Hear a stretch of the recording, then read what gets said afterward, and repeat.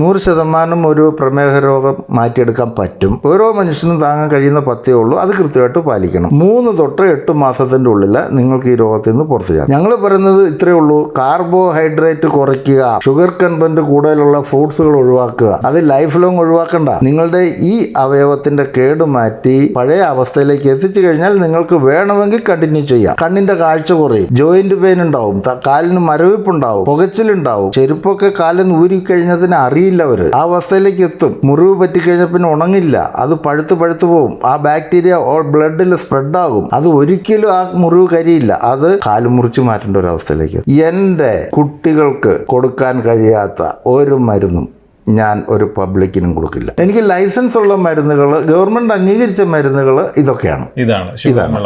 അപ്പം നമ്മൾ ഇതിനെക്കുറിച്ച് പറഞ്ഞാൽ പോരെ. ഇതിനെല്ലാം പേപ്പർ എഴുതാം. നിങ്ങൾക്ക് ടെസ്റ്റ് ചെയ്യാം. ഏത് ടെസ്റ്റ് റിപ്പോർട്ടാണ് ഇനി ബാക്കിയുള്ളതെന്ന് നോക്കിക്കോ, അതെടുത്തോളൂ. ചുരുക്കി പറഞ്ഞു കഴിഞ്ഞാൽ ആയുഷ് ഡിപ്പാർട്ട്മെന്റ് ഉണ്ട്. പ്രമേഹ രോഗത്തിന് 100% ഫലം ചെയ്യുന്ന, പ്രമേഹ രോഗം 100% മാറ്റിയെടുക്കാൻ പറ്റുന്ന ഒരു മെഡിസിൻ.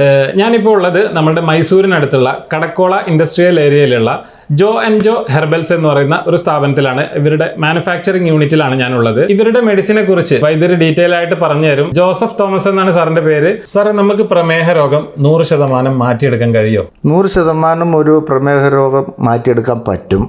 അതിനൊരു രോഗി പാലിക്കേണ്ടത് എന്താണെന്ന് വെച്ച് കഴിഞ്ഞാൽ ഞങ്ങൾ കൃത്യമായിട്ട് അതിനുള്ള മരുന്ന് തരും.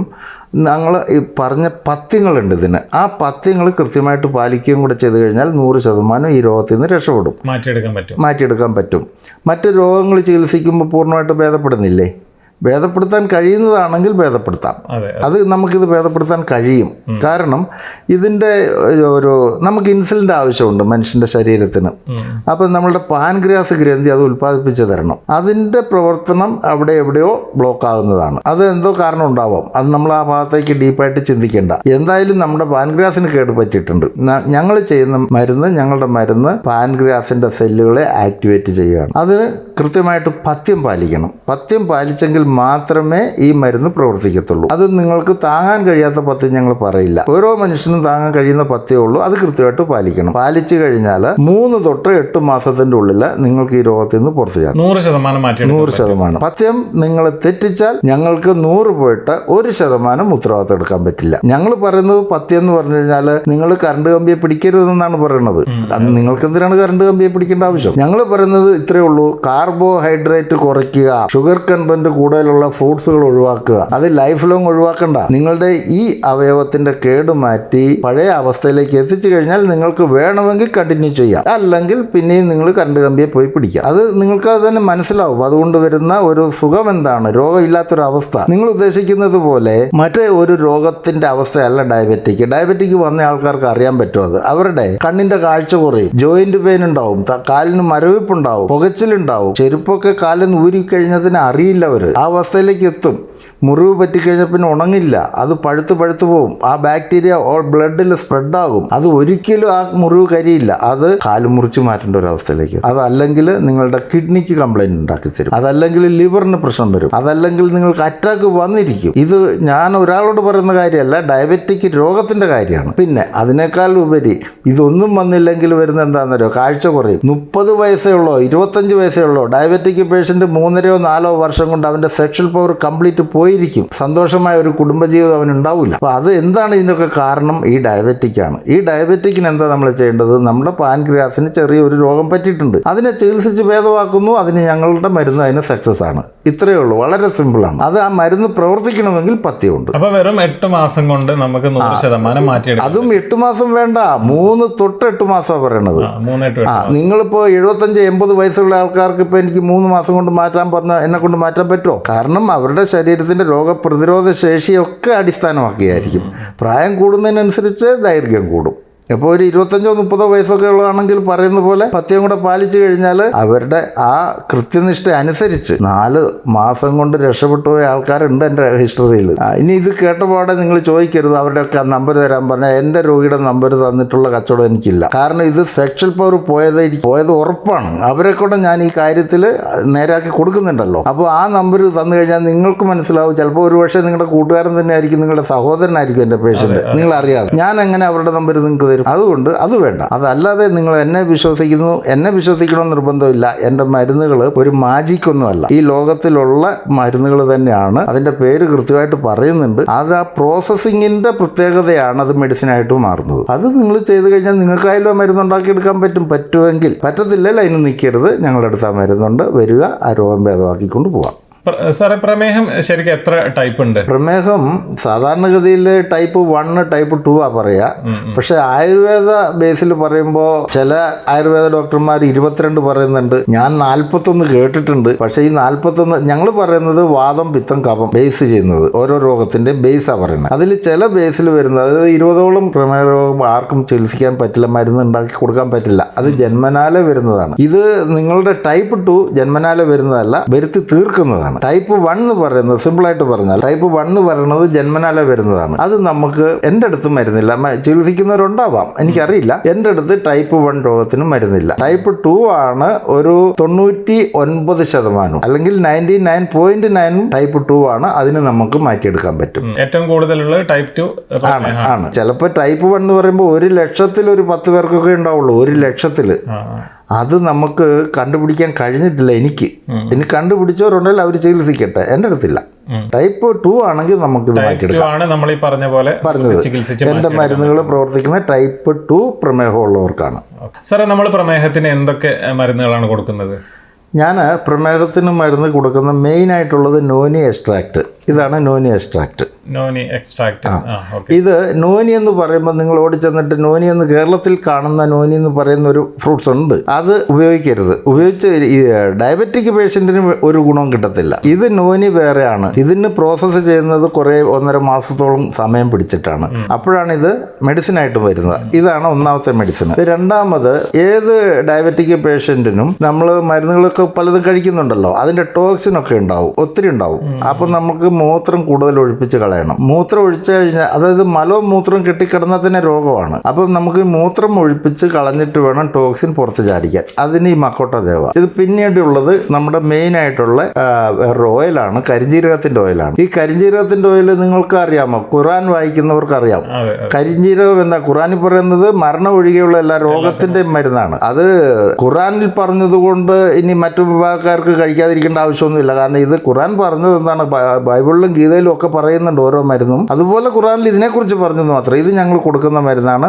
ഇത് ഒരു കാരണവശാലും നിങ്ങൾ പുറത്തുനിന്ന് മേടിച്ച് കഴിക്കാൻ പറയില്ല. കാരണം ഇത് കരിഞ്ജീരകത്തിൻ്റെ ഓയിൽ മാത്രമല്ല, ഇതിനകത്ത് ചില മെഡിസിൻസ് ഉണ്ട്. അപ്പോൾ ഇതുകൊണ്ട് ഞങ്ങളുടെ മെഡിസിനെ കുറിച്ച് ഞങ്ങൾക്ക് ഉത്തരവാദിത്തമുള്ളൂ. 100% നമുക്ക് ഉറപ്പ് പറയാൻ പറ്റത്തുള്ളൂ. അത് ഞങ്ങളുടെ ബിസിനസ് കൂട്ടാൻ വേണ്ടി പറയുന്നതല്ല. ഇതിനകത്ത് ഒരുപാട് കള്ളത്തരം കാണിക്കും. അത് ഗുണത്തേക്കാളേറെ ദോഷം ചെയ്യും. അപ്പോൾ അതുകൊണ്ട് ഇത് ഇല്ല എങ്കിൽ ഞങ്ങളുടെ അടുത്ത് തന്നെ ഇല്ല, തീർന്നു പോയിട്ടുണ്ട്, ഞങ്ങൾ കഴിക്കണ്ടെന്നാ പറയാ. വരുമ്പോൾ നമുക്ക് തരാം, അത് ഇപ്പൊ കഴിക്കണ്ടെന്നാ പറയാ.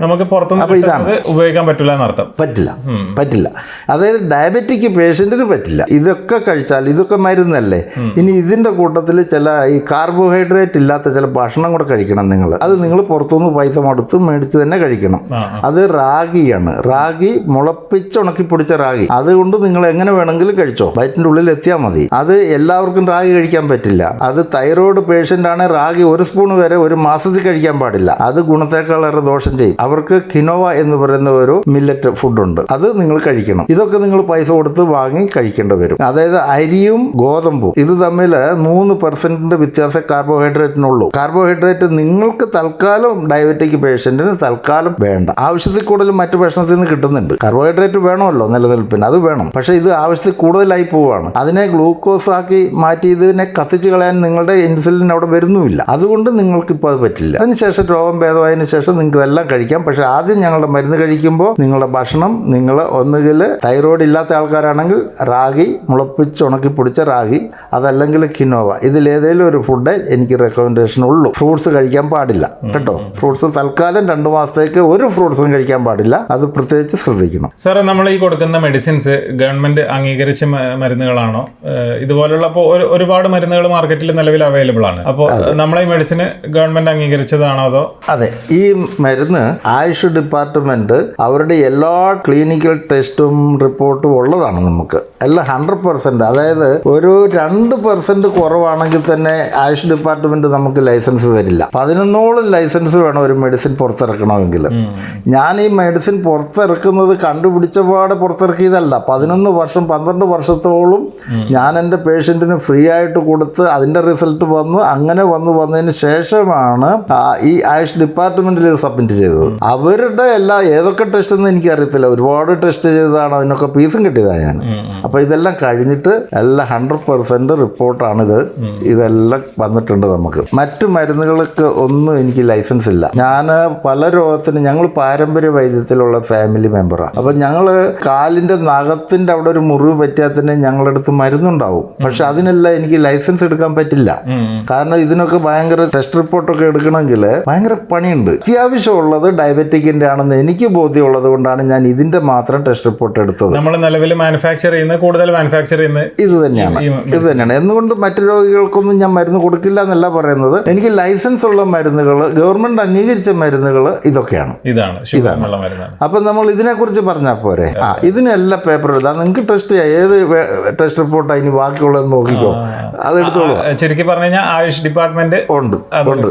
അത് ആയുഷ് ഡിപ്പാർട്ട്മെന്റ് മാത്രമല്ല, ആയുഷ് ഡിപ്പാർട്ട്മെന്റിന്റെ ലൈസൻസ് എടുക്കുന്നതിന് മുമ്പേ ഒരുപാട് കടമ്പകളുണ്ട്. അവര് പൈസ മേടിക്കുക എന്നുള്ളതല്ല അവരുടെ ഡ്യൂട്ടി. ഇത് ടെസ്റ്റ് ചെയ്യുക, ജനങ്ങൾക്ക് ഉപകാരപ്രദമാണോ ദോഷമാണോ എന്ന് കണ്ടെത്തുക. ആർക്കെങ്കിലും സംശയം ഉണ്ടെങ്കിൽ എൻ്റെ കുടുംബാംഗങ്ങൾക്കോ ഞാൻ നിങ്ങളുടെ മുന്നിൽ ഇത് കുറിച്ച് കാണിച്ചു തരാം. എനിക്ക് രോഗമൊന്നുമില്ല. എനിക്ക് അങ്ങനെ ഒരു ഭാഗ്യമുണ്ട്. കാരണം രോഗം വരുമ്പോൾ ഞാനങ്ങനെ ദൈവമൊന്നും അല്ലല്ലോ, എനിക്കും രോഗം വരുമല്ലോ. രോഗം വരുമ്പോൾ എനിക്കറിയാമല്ലോ മരുന്ന് എന്താ കഴിക്കേണ്ടത്, അത് ഞാൻ കഴിക്കും. ഞാനിപ്പോൾ ഇത് പൊട്ടിച്ച് ഏതെങ്കിലും ഒരെണ്ണത്തിൽ പൊട്ടിച്ച് കഴിച്ച് കാണിക്കണം, ഞാൻ റെഡിയാണ്. കാരണം ഇതിനകത്ത് സൈഡ് എഫക്റ്റ് ഇല്ല. സൈഡ് എഫക്റ്റ് ഒരു കാര്യം നിങ്ങൾക്ക് എന്നെ വിശ്വസിക്കാം, എൻ്റെ കുട്ടികൾക്ക് കൊടുക്കാൻ കഴിയാത്ത ഒരു മരുന്നും ഞാൻ ഒരു പബ്ലിക്കിനും കൊടുക്കില്ല. സാർ, ഇപ്പം നമ്മളെ വീഡിയോ കാണുന്ന ഒരുപാട് വ്യക്തികൾ പ്രമേഹ രോഗം കൊണ്ട് ബുദ്ധിമുട്ടുന്ന ഒരുപാട് പേരുണ്ടാവും. അപ്പോൾ അങ്ങനെയുള്ള ഒരാൾ അവർക്ക് ഈ മെഡിസിൻ കിട്ടാൻ, അതല്ലെങ്കിൽ സാറിൻ്റെ ചികിത്സ കിട്ടാൻ വേണ്ടിയിട്ട് അവരെന്താണ് ചെയ്യേണ്ടത്? ഇവിടെ മൈസൂർ വരണോ, അതല്ലെങ്കിൽ അവരെന്താ ചെയ്യേണ്ടത്? അത് മൈസൂർ വരുന്നത് കൊണ്ട് കുഴപ്പമില്ല. പക്ഷേ ഒരു പ്രശ്നം എന്താണെന്ന് പറഞ്ഞു കഴിഞ്ഞാൽ, നിങ്ങൾക്ക് ഡയബറ്റിക് മാത്രമേ ഉള്ളൂ എങ്കിൽ ഒരു കാരണവശാലും നിങ്ങളൊരു അഡ്മിറ്റായിട്ട് ഇങ്ങനെ ഈ കെട്ടിടത്തിന് വാടക കൊടുക്കേണ്ട ആവശ്യമൊന്നുമില്ല കേട്ടോ. ഡയബറ്റിക്കിന് കൃത്യമായുള്ള മരുന്ന് ഞാൻ തരുന്നുണ്ട് നിങ്ങൾക്ക്. അതിന് ഏറ്റവും നല്ലത് നിങ്ങളുടെ വീട്ടിൽ നിന്ന് തന്നെ ആ മരുന്ന് ഉപയോഗിക്കുന്നതാണ് ഏറ്റവും നല്ലത്. കാരണം കൃത്യമായിട്ട് നിങ്ങൾക്ക് ചെയ്യാൻ പറ്റും. ഇപ്പോൾ ഞങ്ങളിപ്പോൾ ഹോസ്പിറ്റലിൽ ഇപ്പോൾ ഉടനെ തുടങ്ങുന്നുണ്ട്. അതെന്താണെന്ന് പറഞ്ഞു കഴിഞ്ഞാൽ, നോക്കാൻ ആളില്ലാത്തവർക്ക് വേണ്ടിയാണ്. അല്ലാതെ വീട്ടിൽ നോക്കാൻ ആളുണ്ടെങ്കിൽ നിങ്ങൾ വരരുത് ഹോസ്പിറ്റലിലേക്ക്. അത് ഫ്രീ ട്രീറ്റ്മെൻറ്റ് കൊടുക്കാൻ വേണ്ടിയാണ് ഞങ്ങളിപ്പോൾ തുടങ്ങാൻ പോകുന്നത്. അത് ആർക്ക്? ഡയബറ്റിക്കിനല്ല. ഡയബറ്റിക്കാർക്ക് ഞങ്ങൾ ഫ്രീ ട്രീറ്റ്മെൻറ്റ് അല്ല കൊടുക്കുന്നത്, പൈസയ്ക്ക് തന്നെയാണ്. ഈ ഡയബറ്റിക് മൂലം കാലിന് മുറിവ് പറ്റി കാല് മുറിച്ച് മാറ്റി കളയേണ്ട ഒരവസ്ഥ വരുന്ന ആൾക്കാർക്ക്, അത് പണക്കാരനോ പാവപ്പെട്ടവനോ എന്നുള്ളത് അതില്ല, കൺസെപ്റ്റ് ഇല്ല ഞങ്ങൾക്ക്. അങ്ങനെയുള്ളവർക്ക് ഒരു ഹോസ്പിറ്റൽ വേണം.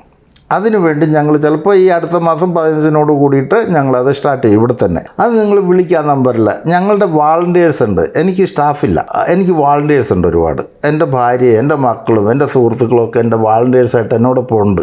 അപ്പോൾ അവരുടെ കയ്യിലാണ് ഈ നമ്പർ കിട്ടുക. നിങ്ങളെ ആ എൻക്വയറി പോകുന്ന അവരിൽ ആരെങ്കിലും ഒരാളാണ് എടുക്കുക.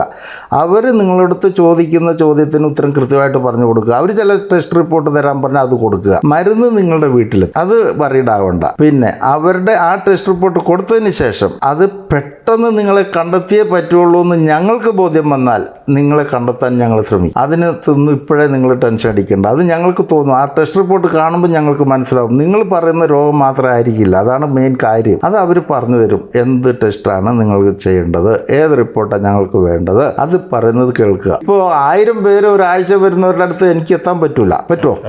അപ്പോൾ എനിക്ക് എന്നോടൊപ്പം സഹകരിക്കുന്ന എൻ്റെ കുട്ടികളുണ്ട്. അവർ എൻ്റെ കുടുംബാംഗങ്ങളുണ്ട് ഈ കൂട്ടത്തിൽ. വാളണ്ടിയേഴ്സായിട്ട് എൻ്റെ കുടുംബാംഗങ്ങളും അതുപോലെ തന്നെയാണ്. അവരെല്ലാവരും നിങ്ങൾക്ക് വേണ്ടിയിട്ട് പ്രവർത്തിക്കാൻ റെഡിയായിട്ടിരിക്കുന്നുണ്ട്. നിങ്ങൾ കൃത്യമായ ടെസ്റ്റ് റിപ്പോർട്ടൊക്കെ കൊടുക്കുക, പറയുന്ന രീതിയിൽ പഥ്യം പാലിക്കുക. അത് രോഗം ഭേദമാക്കിയെടുക്കാൻ വേണ്ടിയിട്ട് നമുക്ക് ഒരുമിച്ച് പ്രവർത്തിക്കാം. അപ്പോൾ സാറിൻ്റെ മാനുഫാക്ചറിങ് യൂണിറ്റ് ഉള്ളത് ഇവിടെ മൈസൂരിലാണ്.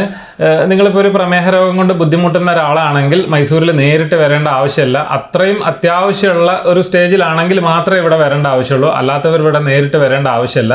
ഞാൻ ഈ കൊടുത്തിട്ടുള്ള വീഡിയോയിൽ കൊടുത്തിട്ടുള്ള വാട്സപ്പ് നമ്പറിൽ കോൺടാക്ട് ചെയ്താൽ മതി.